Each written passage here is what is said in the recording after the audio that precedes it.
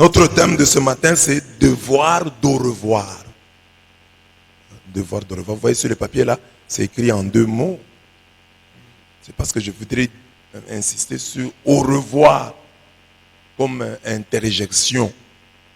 Je devais normalement mettre en un seul mot au revoir. Parce qu'ici, le revoir a le sens d'un nom, d'un substantif.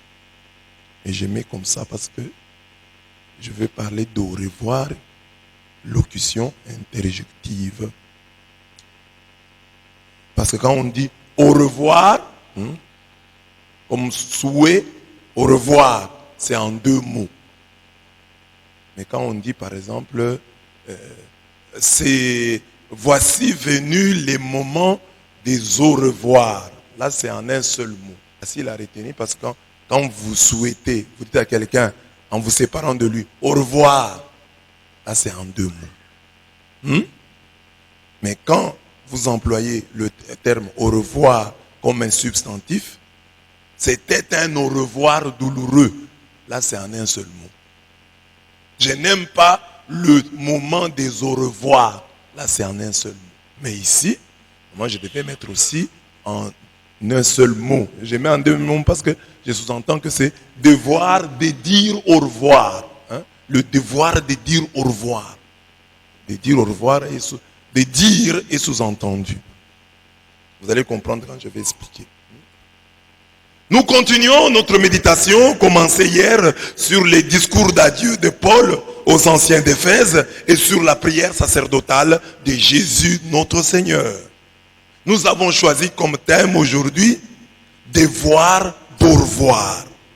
Pour dire que si protocolairement nous disons au revoir même à ceux qui ne le méritent pas, il nous faut comprendre qu'on a toujours envie de revoir un homme de bien.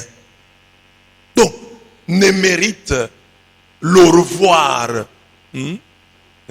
que les hommes de bien, les hommes qu'on a envie de revoir. Parce que c'est ça le sens de revoir. Je voudrais te revoir. Tu m'as tellement marqué. Tu m'as marqué positivement que j'ai envie de te revoir. Au revoir. À la prochaine. Au revoir. Vis-à-vis des hommes de bien, nous avons un devoir d'au revoir. En réalité, nous avons le devoir de leur dire au revoir.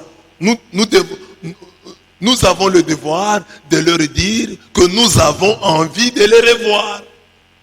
Mais que veut dire au revoir? Au revoir est une locution interjective exprimant au moment de prendre congé l'espoir d'une nouvelle rencontre. L'espoir d'une nouvelle rencontre. C'est une formule de politesse par laquelle on prend congé de quelqu'un. Employé comme un substantif masculin invariable, au revoir ou au revoir désigne l'action de se dire au revoir. L'action de se dire au revoir là, ça devient quand il est employé comme un substantif masculin invariable. D'après les spécialistes, le verbe revoir était couramment utilisé en ancien français avec une valeur substantive. La locution semble ainsi être la contraction de adieu jusqu'au revoir. Jusqu'au revoir.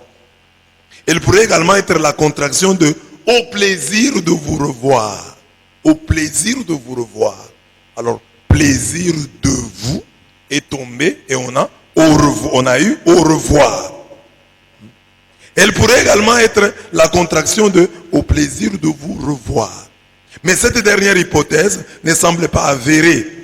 Pour dire au revoir, on dit aussi à la prochaine, à la revoyance, à la revoyure, à plus, adieu, au plaisir de vous, au plaisir de te revoir, ou simplement au plaisir. On dit aussi aux fines herbes, aux fines herbes, on dit aussi bon vent. On dit ciao, on dit tourlou, tourlou, on dit choose, choose, choose c'est C'est plus allemand. Tchuss. Pour bien comprendre le thème de ce jour, souvenons-nous de cette chanson scout. Ce n'est qu'un au revoir. Ce n'est qu'un au revoir. Ah voilà. Faut-il, les paroles, chantons un peu. Faut-il nous quitter sans espoir?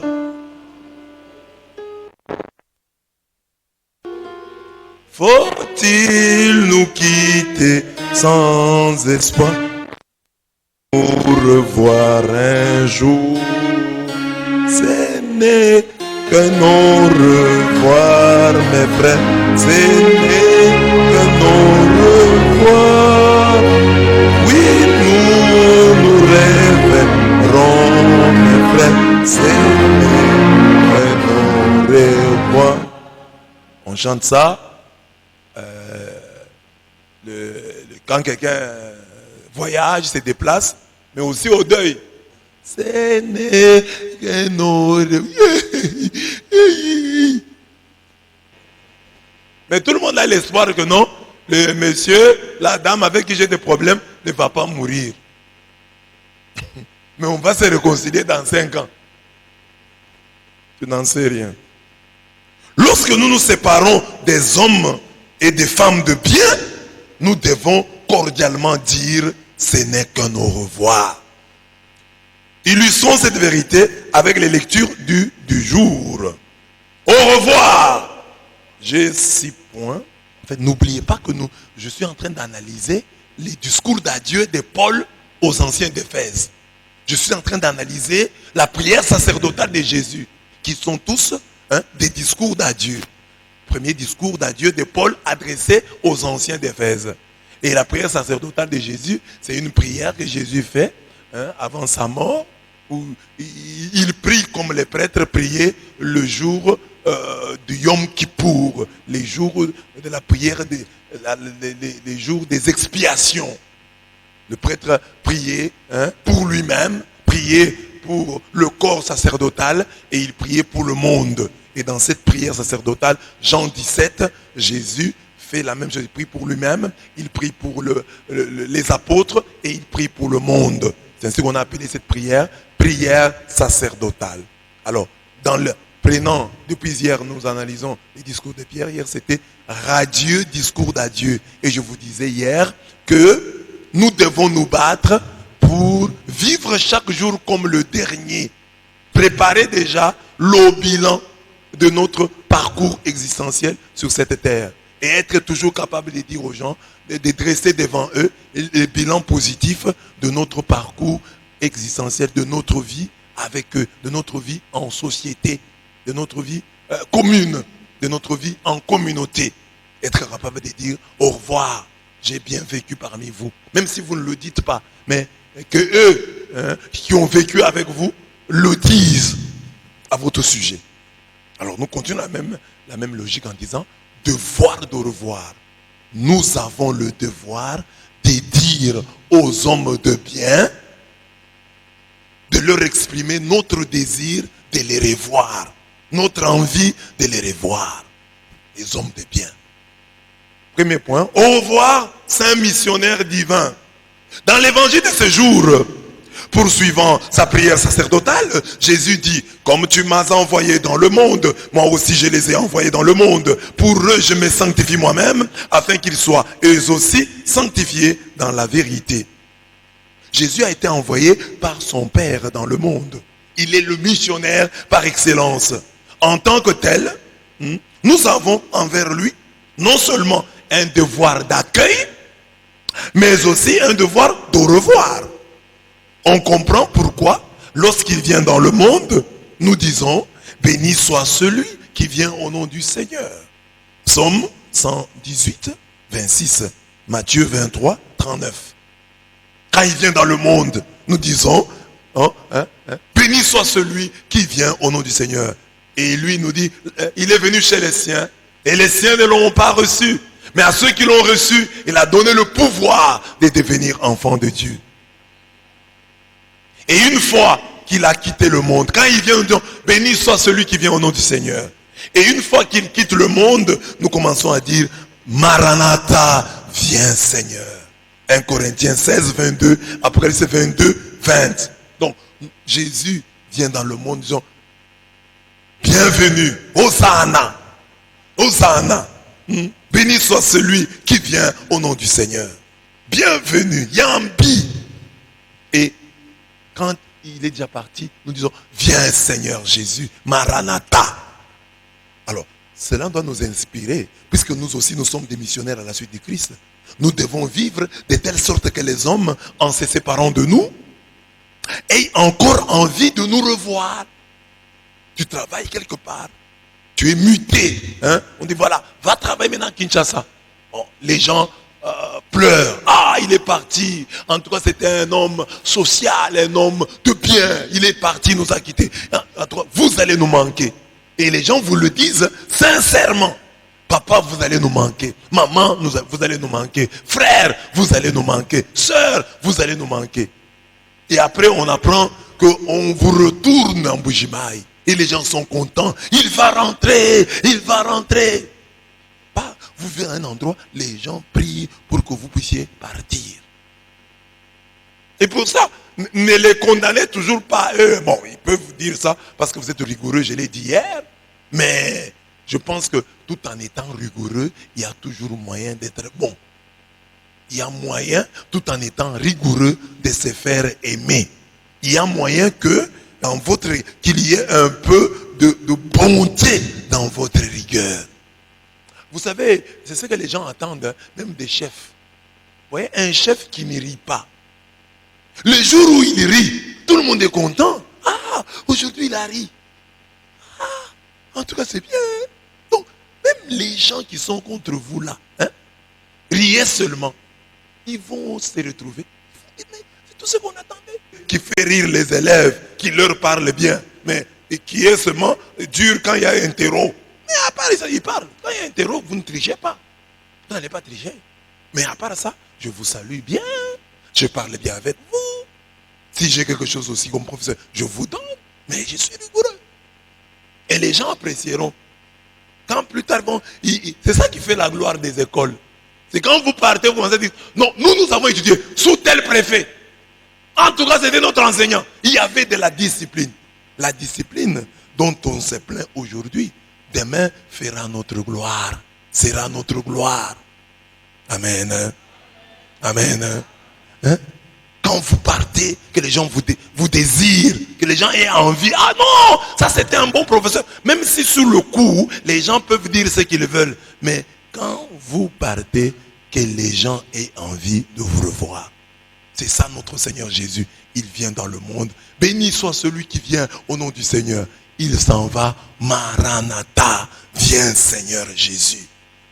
En famille, la même chose. Vous êtes grande sœur, vous êtes grand frère. Malgré votre rigueur, il y a moyen d'être bon. Ne dites pas, moi je suis un grand frère, une grande sœur de la rigueur. Si les enfants, ce sont les paresseux qui ne m'aiment pas, ce sont les désordonnés qui ne m'aiment pas. Mais ceux qui sont dans l'ordre vont m'aimer. Non, il y a moyen, malgré la discipline, de te faire aimer. Tu es grande sœur, tu es grand frère, tu es à la prière, les enfants sont contents. Parce que dès que tu rentres à la maison, la télévision c'est pour toi. Tu as déjà monopolisé la télécommande. Donc dès que tu rentres, tu trouves les gens en train de se réjouir de regarder leur film. Première question, donner la télécommande. Tu changes, tu mets ce que toi tu aimes. Comme tu apprends l'anglais, tu mets la chaîne là où on apprend l'anglais. Tu commences à apprendre l'anglais au détriment des enfants qui regardaient les dessins animés. Est-ce que les enfants vont t'aimer? Quand tu parles, les enfants sont contents. Laisse les enfants aussi suivre. Il y a des grands frères ici, des dictateurs. Dès qu'elle arrive, toute la maison change.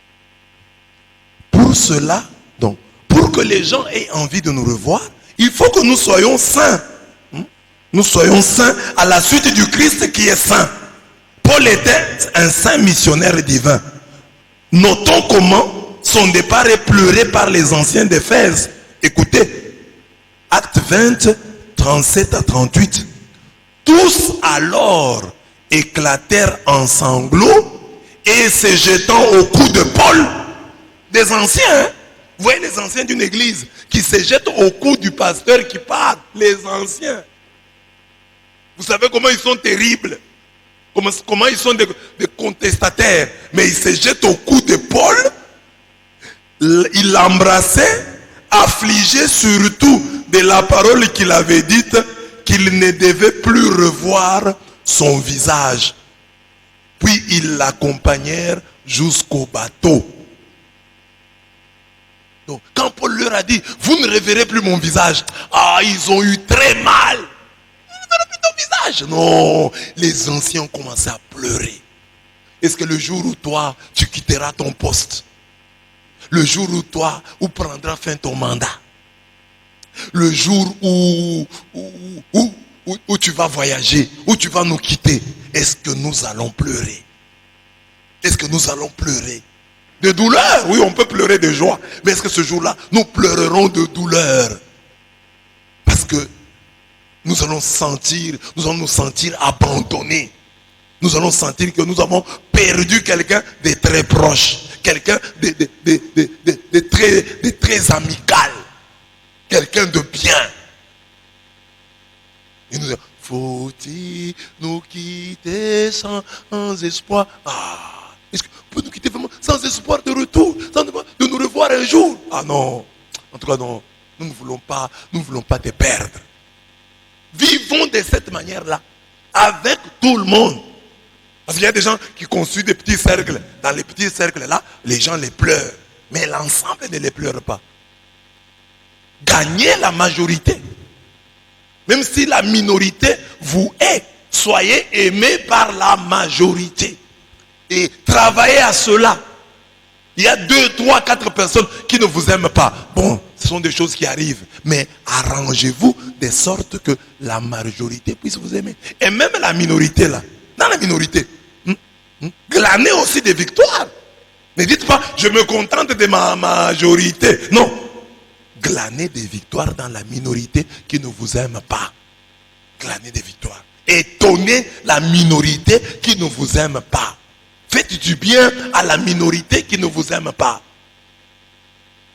Ne dites pas non, il n'est même pas, je m'en fous. Non, non. Dites-vous, mais je peux aussi glaner des voix là-bas. Hein. Je peux glaner des victoires là-bas, par-ci, par-là. Quelqu'un peut changer son avis sur moi. C'est ça un chrétien.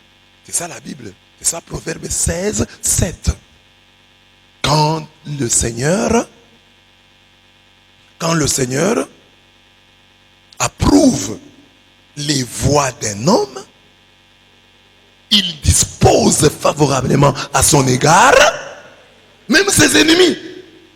Que Dieu dispose favorablement à ton égard, même tes ennemis.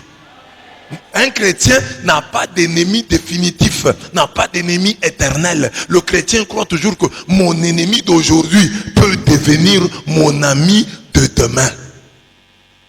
L'opposant d'aujourd'hui peut devenir un allié. Ça ne va pas aujourd'hui, mais ça peut aller demain. Alors, je ne coupe pas tous les ponts. Je laisse toujours une petite passerelle. Je me dis non, on peut toujours se rencontrer quelque part dans ce monde. Amen. Si la montagne ne sait pas venir à nous, allons à la montagne. Comme la montagne, voyez les montagnes là, elles ne se déplacent pas. Mais nous disons bon, la montagne ne peut pas venir. Moi je vais voir la montagne. Amen. Allons à la rencontre de l'amour de la montagne. Au revoir, leader fédérateur. C'est bon, hein? Jésus dit, je ne suis plus dans le monde. Eux sont dans le monde. Et moi, je viens vers toi. Garde-les dans ton nom que tu m'as donné. Pour qu'ils soient un comme nous. J'en ai déjà parlé. Un leader doit être fédérateur, rassembleur. Sois le plus rassembleur possible. Pour autant que cela dépend de toi. Rassemble, ratisse le plus largement possible. Ne dis pas non, moi j'ai pas besoin de celui-là, j'ai pas besoin de celui-là. Même si vous ne m'apportez pas votre soutien, je m'en fous. Non. Montrez à chaque homme que vous avez besoin de lui. C'est ça un vrai leader. Montrez à chaque homme, pas seulement par des paroles, par votre comportement. Montrez à chacun que vous avez besoin de lui. Dites à votre voisin, j'ai besoin de toi. Jean 17, 11. Jésus est la raison de notre joie complète et la cause de notre persécution. Je leur ai donné ta parole et le monde les a haïs parce qu'ils ne sont pas du monde, comme moi je ne suis pas du monde. Jean 17, 14. Chacun de nous doit être un leader, c'est-à-dire une personne qui jouit d'une grande autorité, notamment au sein d'un groupe restreint, parce qu'elle y est populaire et exerce un ascendant réel. Un chrétien ne peut pas vivre dans un endroit sans aucune influence, sans exercer un ascendant réel sur ce petit groupe. Tu es là, dans ta promotion, tu étudies à l'université, aucun ascendant, aucun impact. Tu n'es pas un leader. Ta voix ne se fait pas entendre. Personne ne t'écoute. Il faut que quand tu lèves la main, laissez d'abord, laissez-elle parler. En tout cas, écoutons-le d'abord. Tu jouis d'une grande autorité. Les trois qualités essentielles d'un bon leader sont une vision claire, la capacité d'influencer et de motiver les autres, et de bonnes compétences en matière d'écoute et de communication. Leader, vision claire. Où est-ce que tu veux nous amener? Tu veux nous amener quelque part? Oui. Où? Tu sais clairement. Est-ce que tu as la capacité d'influencer et de motiver les autres? Mes chers amis, on peut faire ça. Construisons. Faisons ceci. Et les gens te suivent. Pas seulement. Il y a des gens qui sont tellement leaders dans les mauvaises choses. Allons voler. Les gens te suivent. Allons injurier. Allons jeter des pierres au rectorat. Influencer et de motiver positivement les autres.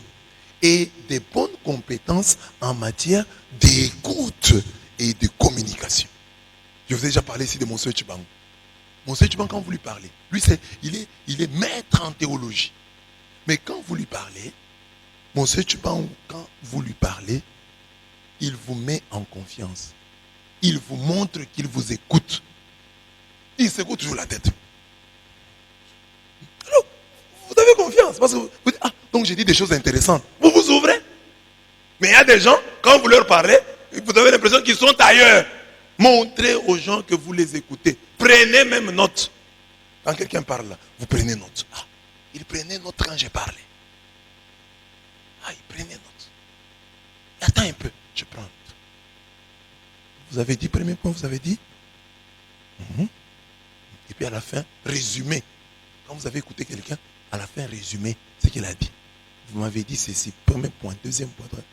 Il va vraiment écouter. Il m'écoutait. Et écouter, ce n'est pas seulement faire ce que je dis là. C'est-à-dire tenir compte. Que les gens voient. Ça, on a dit. Il a tenu compte. Ça, on lui avait dit. Regarde comment il a changé d'attitude. C'est un vrai leader. Bon, même s'ils ne disent pas ça. Mais dans leur vie, ils vont te porter dans leur cœur. Ils nous écoutent. Il tient compte de ce que nous disons. Amen. Jésus est un leader fédérateur. Paul mêmement. C'est pourquoi les gens l'aiment. Donc Jésus avait une claire vision. Jésus avait une grande capacité d'influencer et de motiver les autres. Et Jésus avait de bonnes compétences en matière d'écoute et de communication. J'aurais voulu appliquer tout ça à Jésus un peu plus concrètement, donner des exemples. Je n'ai pas le temps. À part le charisme qui est inné, dans la plupart des cas, c'est qu'on attend de chacun et qu'il devienne le leader qu'il a toujours rêvé de rencontrer. Quand tu étais jeune, quand tu étais étudiant, élève, il y avait un chef de classe. Tu trouvais qu'il n'était pas assez leader. Tu avais un chef de promotion. Tu trouvais qu'il ne faisait pas bien le travail. Maintenant, c'est toi qui es sur le piédestal. C'est toi qui es élevé. Alors, deviens le leader que tu voulais que l'autre soit. Tu voulais que l'autre fasse comme ça. Mais sois-le. Sois ce que tu voulais que les autres soient. Quand ils occupaient des postes de responsabilité. On ne gère pas comme ça. On ne fait pas comme ça. Maintenant, toi, tu as le pouvoir. Fais-le. Tu as le charisme, oui. Mais dans la plupart des cas, c'est qu'on attend de chacun et qu'il devienne le leader qu'il a toujours rêvé de rencontrer. Sachons nous souvenir des attentes que nous avions lorsque nous étions au bas de l'échelle. Qu'attendions-nous de nos responsables? Nous attendions de l'exemplarité, de l'intégrité, un certain caractère et des compétences éprouvées. Alors, tu es leader aujourd'hui, tu as un poste de responsabilité, sois exemplaire, sois intègre, aie du caractère et des compétences éprouvées. Prépare bien ton discours. Quand tu dois parler devant les gens, prépare bien ton discours. Devenons le leader que nous aurions aimé avoir à cette époque. Si nous devenons ce type d'hommes et de femmes, nous donnerons la joie à nos frères et ils se disposeront à souffrir avec et pour nous. Quand vous êtes un leader, les gens acceptent de souffrir avec et pour vous. Et c'est notre... Bon, nous souffrons avec lui. On n'a pas d'argent, bon ça va. Il y en a, ok. Paul était un vrai leader et fédérateur. C'est la raison pour laquelle il pouvait dire aux Galates, vous m'avez accueilli comme un ange de Dieu, comme le Christ Jésus lui-même. Je vous rends ce témoignage. S'il avait été possible, vous vous seriez arraché les yeux pour me les donner. Galates 4, 14 à 15. Quand vous êtes un leader, un vrai leader fédérateur, les gens sont prêts à s'arracher les yeux pour vous les donner. Vous pouvez leur demander même des choses difficiles, ils vont le faire. Parce que vous êtes un bon leader, vous êtes un leader rassembleur, fédérateur. Quand on est aimé à ce point, on reste leader et populaire malgré les mesures impopulaires qu'on peut prendre. L'enfant peut haïr le médicament amer qu'on lui impose pour sa guérison, mais il ne peut haïr la maman qui le lui donne. Donc, une maman donne un médicament amer à son fils, à sa fille. L'enfant va haïr le médicament, mais pas celui ou celle qui le lui donne. Non, c'est maman qui m'a donné. C'est le médicament qui est amer. Mais maman n'est pas amère. Ma mère n'est pas amère. C'est le médicament qui est amer. L'amertume du médicament n'efface pas le souvenir du lait maternel. L'amertume du médicament n'efface pas le... Donc, il faut savoir que dans la vie, avant de venir avec les médicaments, donne d'abord le lait maternel. Tu viens seulement avec les médicaments tout d'un coup. C'est comme ici, hein. Les gens croient que ce que nous avons ici à la parole, c'est le fruit. Quand je suis arrivé, j'ai commencé comme ça à vous suspendre. Non. Je vous ai d'abord donné le lait. Et maintenant, je viens avec les médicaments. Vous acceptez? Et ça passe. Bon, il y en a d'autres qui meurent. Il y a d'autres qui meurent, mais sont des victimes collatérales de la pastorale. Des victimes collatérales. Mais, en fait, en gros, hein, quand vous avez donné du lait, vous pouvez venir aussi avec les médicaments. Les gens vont dire c'est amer. Mais ils vont dire, mais quand il nous donnait le lait là, ce n'était pas par mauvaise foi. Donc c'est un homme de bien. Ne venez pas directement avec les médicaments dans la vie des autres. Amenez d'abord le lait. Soyez comme une mère. Donnez à votre enfant de l'affection et toujours de l'affection. Alors, quand vous donnerez les médicaments, l'enfant comprendra que même ce médicament, il se situe dans le cadre des gestes affectifs de ma mère, de mon père. Amen. Amen. Dites à votre voisin, merci pour le lait. Tu peux maintenant amener le médicament. Ah, parce que moi j'ai donné le lait. Tu peux amener les médicaments. Mais tu viens directement avec les médicaments. Et puis piqûre.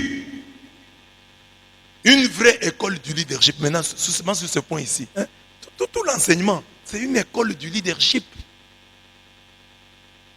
Et regardez comment j'ai dit ici. Les jeunes qui n'émergent pas. Hein, où sont nos jeunes leaders de la paroisse? Les jeunes qui sont écoutés par les autres. Travaillez à ça. Et je vous ai donné d'autres principes avant que je répète souvent. Comportez-vous bien en matière d'argent. Ne donnez pas aux autres l'impression, même la simple impression que vous êtes un voleur, que vous êtes malhonnête. Soyez détachés de l'argent. Les gens vont croire en vous. Détachez de l'argent, donnez. Oubliez l'argent. Faites tomber l'argent. Perdez l'argent. Mais quand les gens, vous êtes un pingre, vous aimez trop l'argent, les gens ne vont pas vous faire confiance. Vous êtes leader comme ça, vous parlez, il parle parce qu'il veut avoir l'argent. Au revoir, pasteur responsable. Dans sa prière sacerdotale, Jésus se présente comme un pasteur responsable. Il dit si bien, quand j'étais avec eux, je les gardais dans ton nom que tu m'as donné. J'ai veillé et aucun d'eux ne s'est perdu, sauf le fils de perdition, afin que l'écriture fût accomplie. Jean 17, 12. J'ai fait de mon mieux pour les garder. Mais, comme toujours, un s'est perdu. Mais moi, j'ai fait tout pour les garder. Et le fils de la perdition là qui s'est perdu, c'était écrit qu'il se perdrait.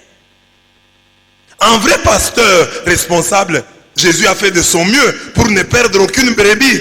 Celle qui devait se perdre s'est perdue. Mais la majorité est là. C'est ce sens de responsabilité que Paul veut aiguiser chez les anciens d'Éphèse. Prenez donc garde à vous-même et à tout le troupeau sur lequel le Saint-Esprit vous a établi responsable. C'est le Saint-Esprit qui vous établit responsable du troupeau. Pour paître l'église du Seigneur qu'il s'est acquise par son propre sang. Ce n'est pas une église qu'il s'est achetée avec de l'argent. Non, il s'est acquis cette église par son propre sang. Acte 20, 28. Prenez garde à vous-même et à tout le troupeau. Un responsable, c'est celui qui sait qu'il répondra. On lui posera des questions.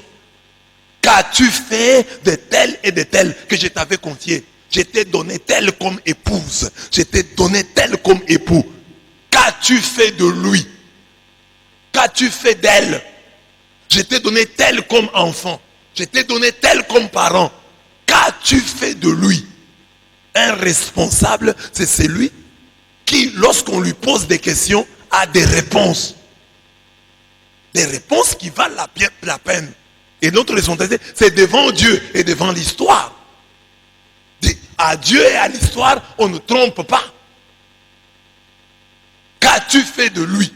Seigneur, oui, je l'ai aidé. Le Seigneur, si c'est vrai, le Seigneur va dire, oui, c'est vrai, tu l'as aidé. Tu as fait de ton mieux. C'est ce que je vous disais hier. Il faut faire de ton mieux. Il faut que nous puissions faire de notre mieux. J'ai fait de mon mieux pour que mes enfants étudient. J'ai fait de mon mieux pour que mes filles étudient. J'ai fait de mon mieux pour que ma famille aille de l'avant. J'ai fait de mon mieux. Fais de ton mieux. Un pasteur responsable veille sur lui-même et sur le troupeau confié à ses soins pastoraux. Veiller sur soi-même, c'est travailler avec la peur d'être soi-même rejeté après avoir prêché aux autres.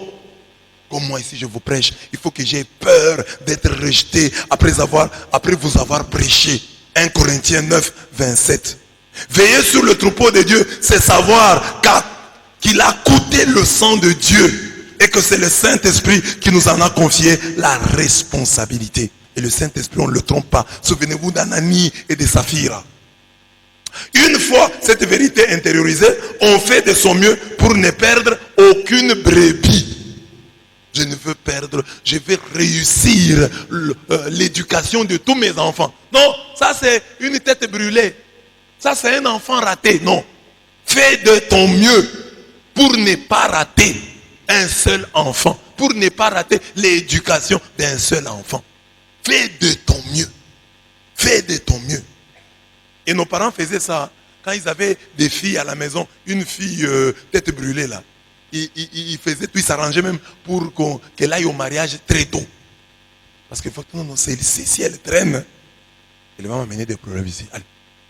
Ils s'entendent avec la maman de épousez-la.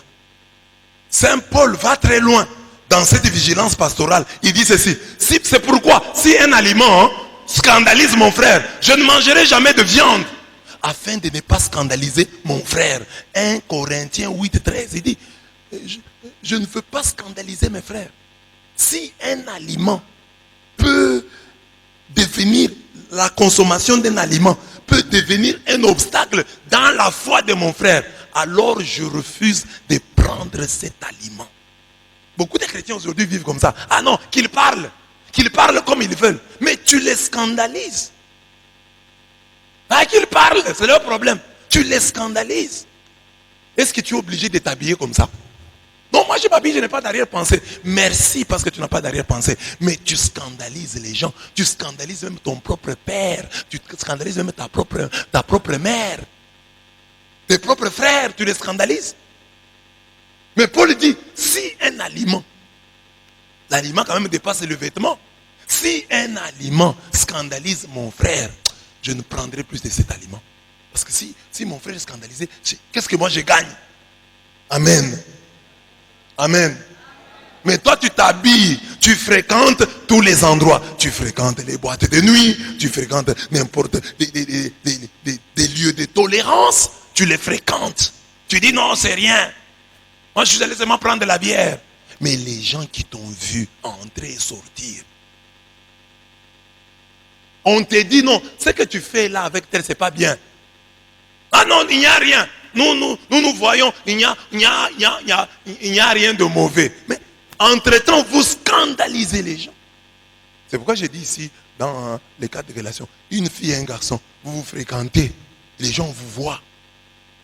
Mais officialisez ça. Vous ne savez pas le nombre de gens que vous scandalisez. Vous, ne pensez pas que tout le monde a déjà grandi dans la foi. Il y a des gens ici qui sont des éternels bébés spirituels. Eux, quand ils voient ton petit compagnon, il se décourage. Il peut même s'absenter. Quelqu'un peut-être s'est absenté de la messe d'aujourd'hui parce que hier, toi, tu l'as scandalisé. Donc, il y a des gens comme ça qui ne grandissent pas dans la foi. Alors, ils existent. Mais faisons de notre mieux pour ne pas les scandaliser. C'est vrai, c'est déplorable. Leur immaturité spirituelle est déplorable. Mais, qu'allons-nous faire? Qu'allons-nous faire? Qu'allons-nous faire en ce temps? Sinon, évitez de les scandaliser. Mais comme je vous l'ai dit souvent, ne nous contentons pas de ne pas scandaliser. Mais tâchons d'édifier. Tâchons d'édifier. J'ai mis sur mon statut la photo de Cédric Tchibouyi couché ici. Et beaucoup de gens ont fait des commentaires. Et j'ai vu les témoignages de Maître Makar. Maître Makar a dit, bon, donc c'est pas pour la première fois. Donc Cédric Tchibouyi le fait généralement le faisait au Nigerka. Maître Makar a dit, depuis que j'ai vu au Nigerka Cédric Tchibouyi faire ça, ça m'a toujours interpellé. J'ai dit, mais nos habits ne sont rien devant Dieu. Donc, il a édifié. Il a déjà édifié Maître Makar. Il a édifié tous ceux qui ont apprécié la photo. Parce qu'il est bien habillé. Il porte une belle veste. Mais il est là, couché. Ça a édifié. Édifiez les gens. Édifiez les gens. Quand vous venez en cours de route là, vous faites le chapelet. Faites-le pour votre Dieu. Mais faites-le aussi pour édifier. Quelqu'un peut vous voir. Quand tu vas à Chikam, moi je fais toujours ça. Je faisais ça en Europe. Quand nous allons dans un restaurant, moi je suis un prêtre africain, j'arrive dans un restaurant, on me sert à manger. Restaurant, je me signe au nom du Père, du Fils et du Saint-Esprit. Et je prie. Et les Espagnols me regardent. Je dis, je les ai édifiés. Mais toi tu vas à Chikam, les sucrés que tu prends là, tu pries. Tu achètes un sucré avant de prendre.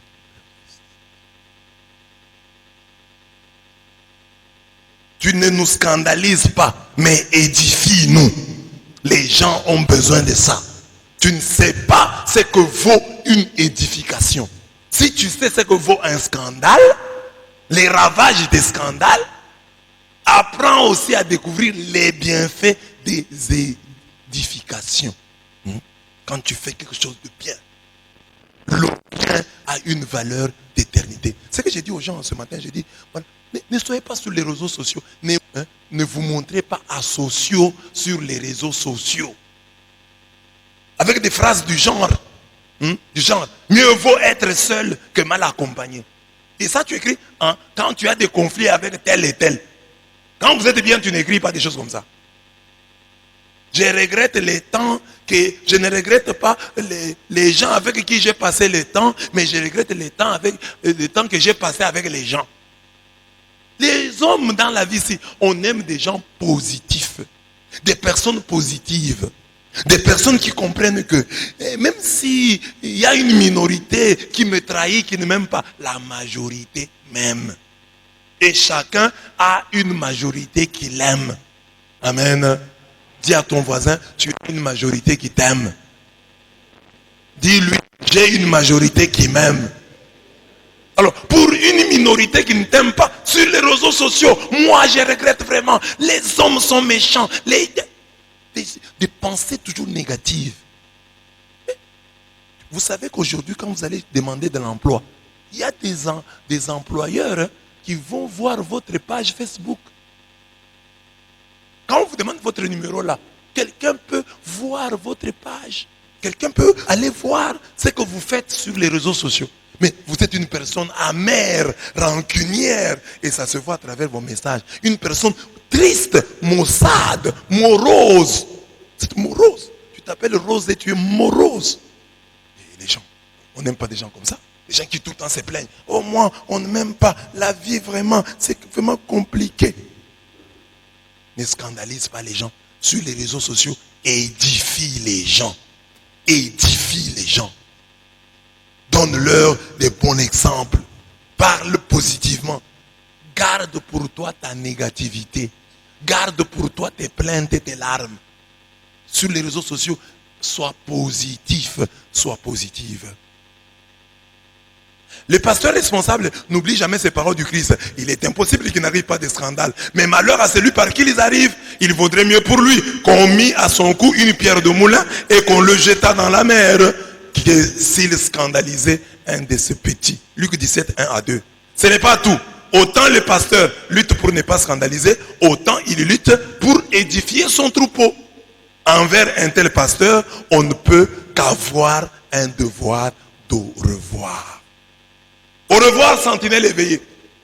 Jésus dit, je ne te prie pas de les enlever du monde, mais de les garder du mauvais. Ils ne sont pas du monde, comme moi je ne suis pas du monde. Sanctifie-les dans la vérité, ta parole est vérité. Il dit, je ne te prie pas de les enlever du monde, mais de les garder du mauvais. Jésus dit, le mauvais sera là, il viendra. Paul aussi dit,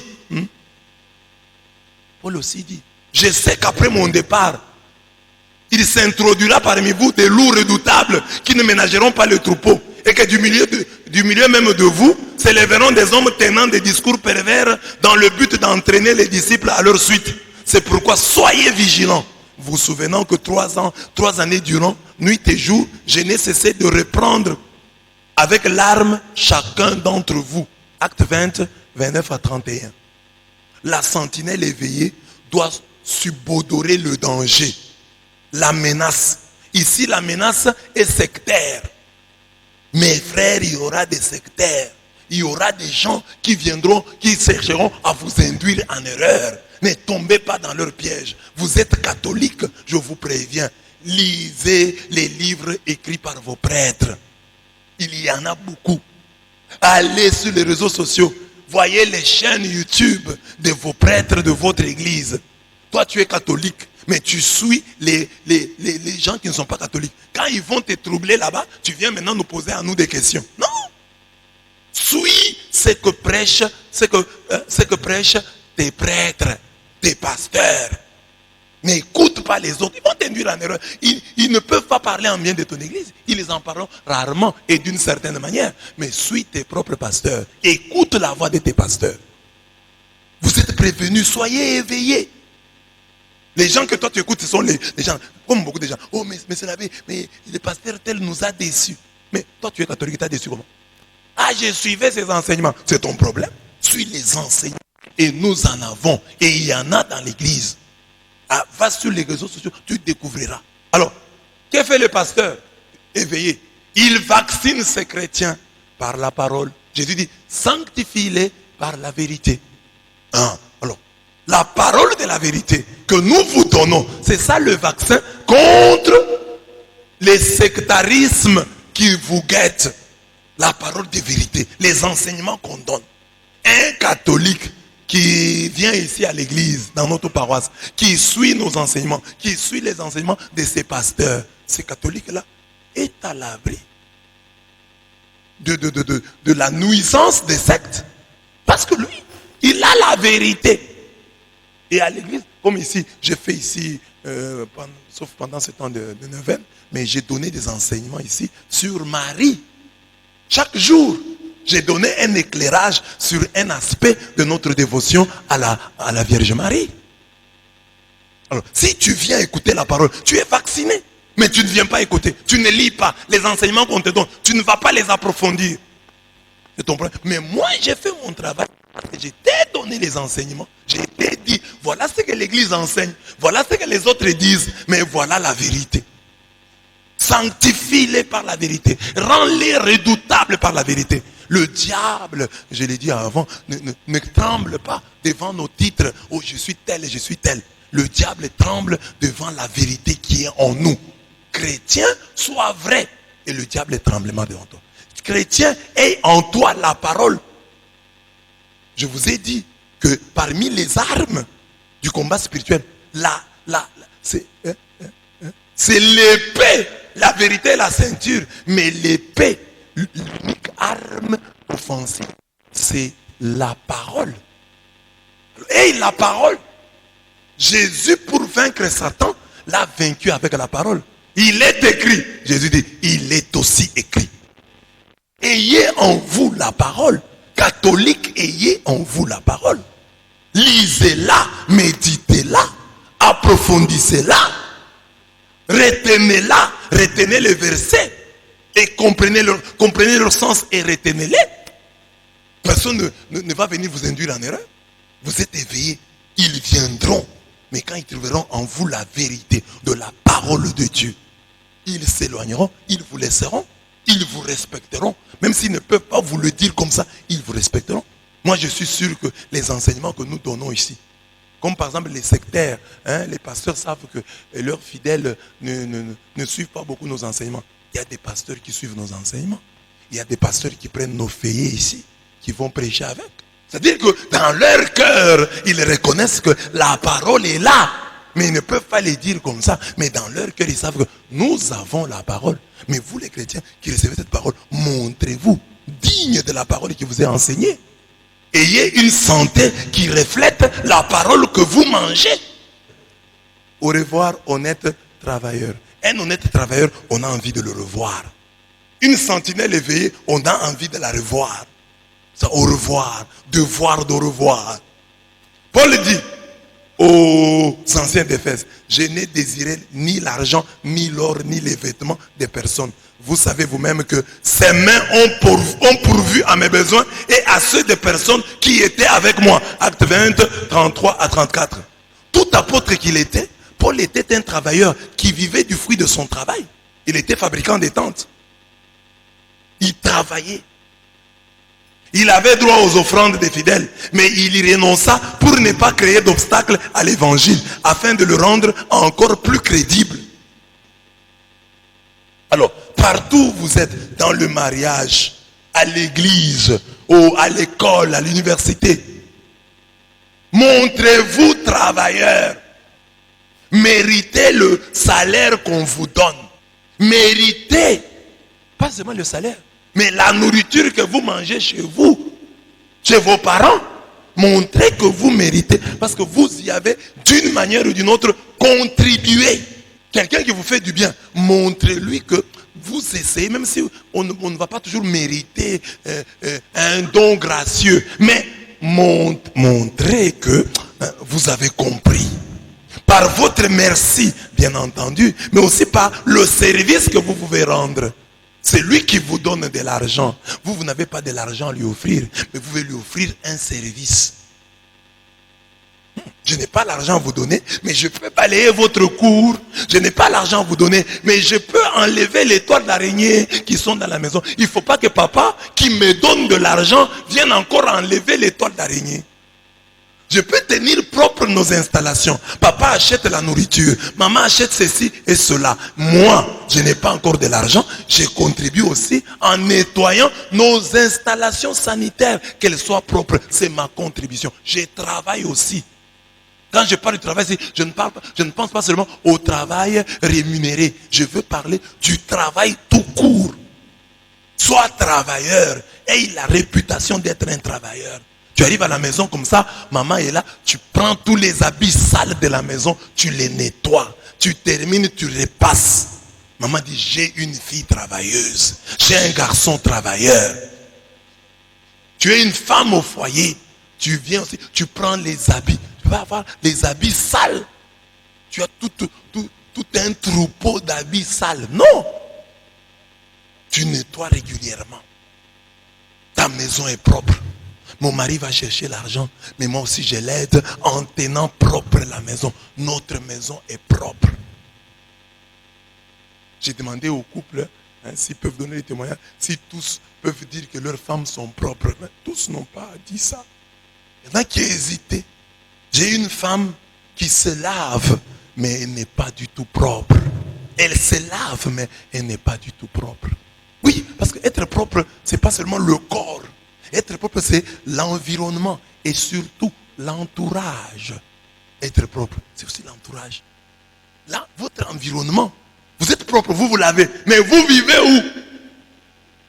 Oh, je suis propre, je me suis lavé. J'ai des mèches, j'ai des plantes. Merci maman pour les mèches et les plantes. Merci pour les cabellos. Mais vous dormez où?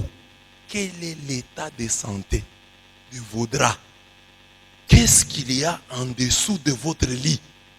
Une femme propre, un homme propre, vous entrez en dessous de son lit, vous en sortez propre. C'est ça l'exercice. Papa, vous voulez savoir que votre femme est propre? Quand nous terminons la messe ici, vous allez, vous entrez vous-même en dessous de votre lit, vous faites un aller-retour. Si vous en sortez sale, c'est que votre femme n'est pas propre. Alléluia. Alléluia. Madame la tortue, qu'est-ce qu'il y a en dessous de ton lit? Dis-moi, madame la torture. Parce qu'avec ta saleté, tu tortures ton mari. Mais il ne peut pas parler. Il y a des femmes dans les maisons qui nettoient les draps. Mais la couverture, si vous commettez l'erreur d'acheter un lit, de payer une couverture, de la mettre au-dessus et des draps au-dessus de la couverture, on nettoyera les draps plusieurs fois, mais la couverture ne sera jamais nettoyée. Amen. Tenez-le pour dit. Les femmes ne nettoient pas les couvertures, elles nettoient seulement les draps. Parce qu'elles considèrent les couvertures comme étant des costumes qu'on doit amener au lavage. Travailleur. Ayez cette réputation. Cette fille, c'est une travailleuse. Ce garçon est un travailleur. Donc, pour les travailleurs, il dit non, j'ai gagné, j'ai travaillé, j'ai gagné ma vie. Même si vous m'aidez avec les offrandes, mais je me bats. Je suis un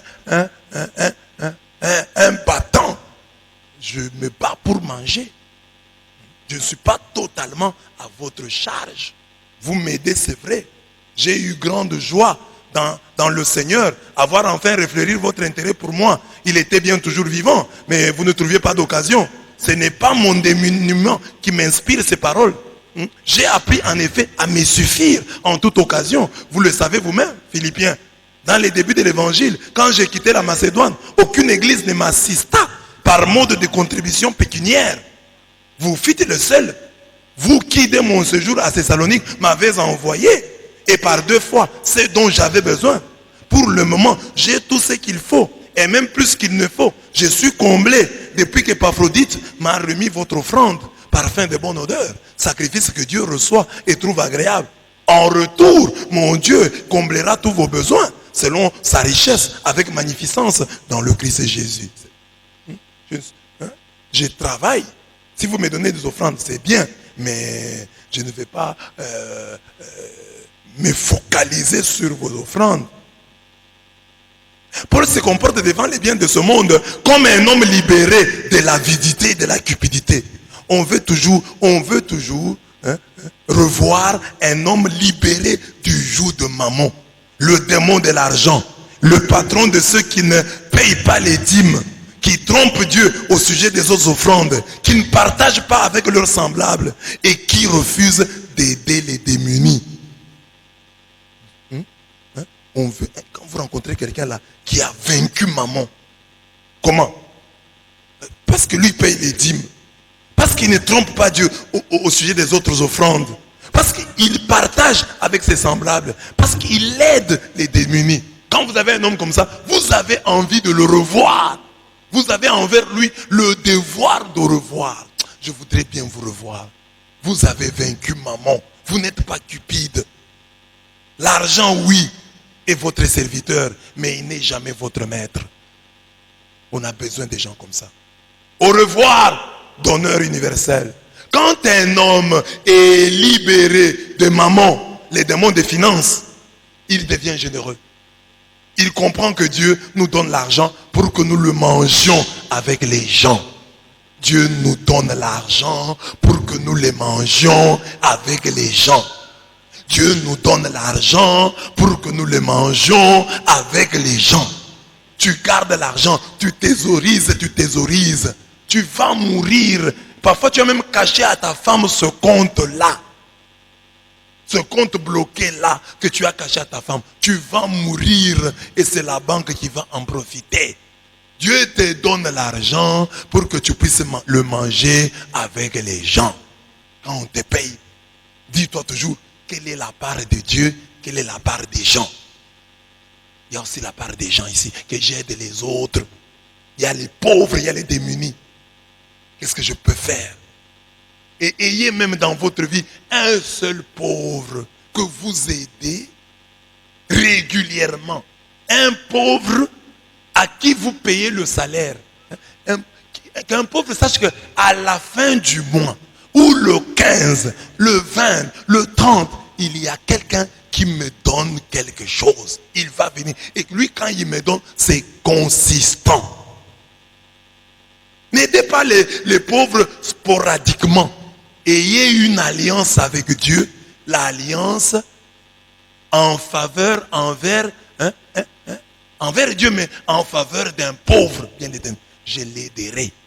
Chaque fois que j'ai l'argent, ou les 10 de chaque mois, je lui donnerai 20 000 francs. Je lui donnerai 10 000 francs. Celui-ci. Parce que je ne peux pas aider tout. Parce qu'à force d'aider tout le monde, donne 500 francs, 200 francs, et ça ne change pas. Aider un pauvre qui peut voir sa vie se changer. Parce que quand vous lui donnez là, imaginez, vous avez un pauvre à qui vous donnez par mois 50 $. 50 $. Donc, il a quand même une petite assurance. Il dit que si j'ai mes 50 $, je peux tenir pendant autant de jours. Amen. Amen. Paul fut pour les Éphésiens un généreux donateur. De toute manière, je voulais montrer. Écoute ce qu'il dit. C'est en peinant ainsi qu'il faut venir en aide aux faibles et se souvenir des paroles du Seigneur Jésus qui a dit lui-même, il y a plus de bonheur à donner qu'à recevoir. Acte 20, 35. Soyons des donneurs universels. Soyons des donateurs généreux qui sont plus heureux lorsqu'ils donnent que lorsqu'ils reçoivent. Et personne n'osera nous quitter sans l'espoir de nous revoir un jour. Sans l'envie de nous revoir un jour. Soyons généreux. La vie est courte. Nous n'avons pas toujours l'argent. Nous n'aurons toujours pas l'argent. Mais quand nous en avons, partageons. Partageons. Le Seigneur dit, c'est une parole. Un verbum ipsissimum Jesu. Dans la Bible, il y a ce qu'on appelle les véritables paroles de Jésus-Christ. Et parmi les véritables paroles de Jésus-Christ, il y a celle-ci. Hein? Les exégètes les appellent les verbes, les ipsissima verba Jesu. Les vraies paroles du Christ. Comme celle-ci, on la trouve ici. Par hasard. Paul dit dans un contexte. Donc, c'est une parole de Jésus, mais qui n'est pas dans la Bible. Mais qui est vraie parole de Jésus, qui n'est pas dans les évangiles plutôt. Elle n'est pas dans les évangiles. Nous la retrouvons dans Actes des Apôtres. Et c'est Paul. Paul qui n'a pas été un disciple direct de Jésus. Il l'a apprise de quelqu'un. Mais elle n'est pas écrite dans la Bible. Voilà que Paul dit, le Seigneur lui-même nous a dit qu'il y a plus de bonheur à donner qu'à recevoir. C'est une parole de Jésus.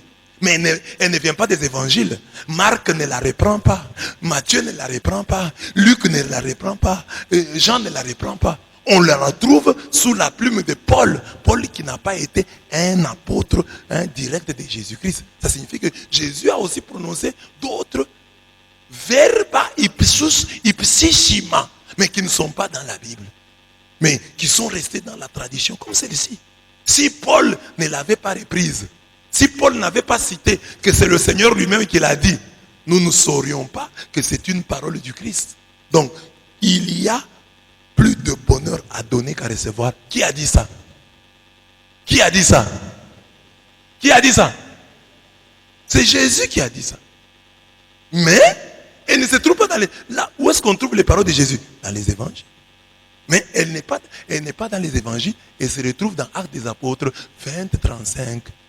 On les appelle ces paroles-là, et il y en a d'autres aussi, les verbes, les ipsissima verba Jesu.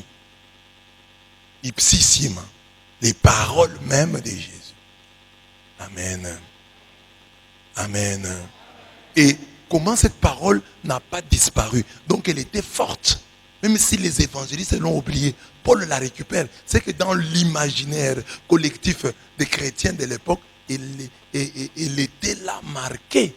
Parce que sans être dans les évangiles, Paul la reprend. Il y a plus de bonheur à donner qu'à recevoir.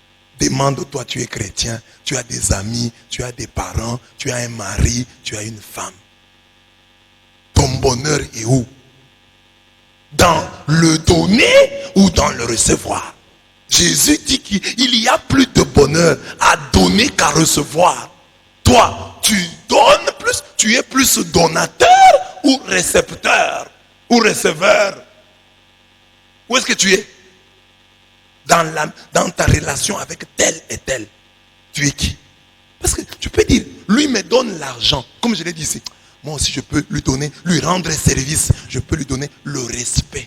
Je peux lui donner la joie. Je peux lui procurer le sourire. C'est ça que j'ai dit aux enfants. Les enfants, si vous n'avez pas l'argent, mais vous avez le sourire à donner à vos parents. Hein? Regardez, par exemple, hier, j'ai vu Blaise sortir de l'hôpital. Hein? Le mot de chez Martin. Hein? Tout le monde était content de le revoir. C'est un enfant qui, quand il vous voit, il fait aussi des choses. Oh, vous dites une chose et il reprend. Alors, on a la joie de revoir un homme comme ça.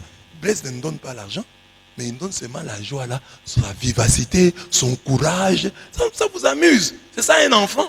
Qu'on voit un enfant qui vous amuse. La même chose avec Angela, les enfants qui sont actifs. Chabo là, les gens qui sont papa Touli. Merci papa Touli. Et ça fait du bien. Hein? Donc, c'est ça qu'on attend même des enfants. Vous n'avez pas d'argent. Donnez le sourire. Faites rire les grandes personnes. Ne les énervez pas.